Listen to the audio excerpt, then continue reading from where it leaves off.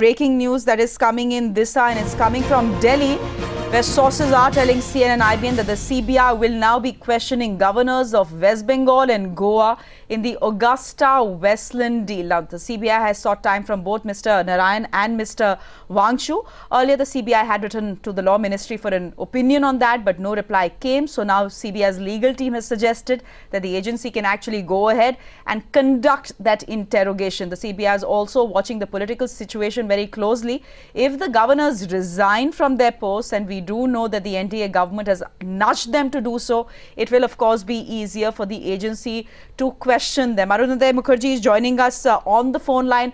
Arunodaya can't seem to remember when, a governor of a state was questioned by the CBI. What do rules say? Legally, is it possible for the CBI to go directly and question the governors without taking the go-ahead from the president or perhaps the government? Well, here's a technical point in this case. You see, the CBI claims that they want to question them as witnesses and not as accused. So in that sense, the CBI is well within its right to send a request for them to be questioned. However, governors have powers. It's a constitutional body. So, it's the prerogative of the governor then in order to, when they want to perhaps submit themselves for any clarifications. Because remember, these individuals are not named in any FIR. But Shreya, I think the more important point that needs to be mentioned here is the timing. I mean, it's extremely significant that the CBI, is deciding to go ahead and put in these requests and hopefully question them by the end of this month. At the same time, when we've seen the kind of controversy that has erupted with the government going ahead and asking for the resignations of many of these governors, this becomes extremely significant. But then, having said this, it also paves the way for a lot of other governors. For instance, Sheila Dikshit, what happens to her? Remember, she's also her name cropped up in the Delhi Jal Board case, also in the Commonwealth Games case that is being investigated by the CBI. Is this an opening of a larger can of worms, really, that is going to go ahead and open in the next few weeks with this new government coming to power? The timing definitely needs to be questioned as well. Yes, the timing does need to be questioned. I do need to ask you, Arunodaya, how does this proceed from now on? What does the CBI do from now on?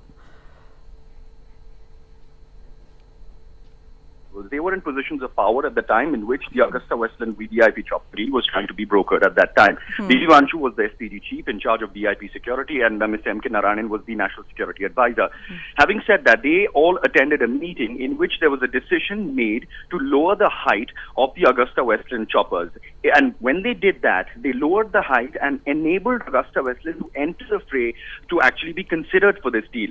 So on what basis was that made? Because there's another argument that there was no need to lower the height. What was the need? Whether there was any kind of a quid pro quo agreement to enable AgustaWestland to enter the fray to actually compete with the other companies which were vying for the deal to be brokered with the Indian defense.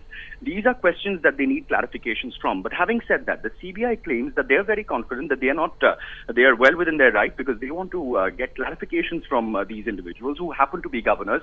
But I think this needs to be looked at in the context of the developments that we've seen politically over the past few days. It's not just a legal case. It's not just a case that the CBI wants clarifications about. The timing definitely needs to be questioned, because this also could pave the way for question marks regarding Sheila Dikshit, regarding other officials. And remember, all these people were appointed by the Congress regime. So is this just another step to force them to resign, is the question we'll put to our viewers. Do tell us what you think on IBNlive.com. Arunodaya, we'll leave it there for the moment. Thanks very much.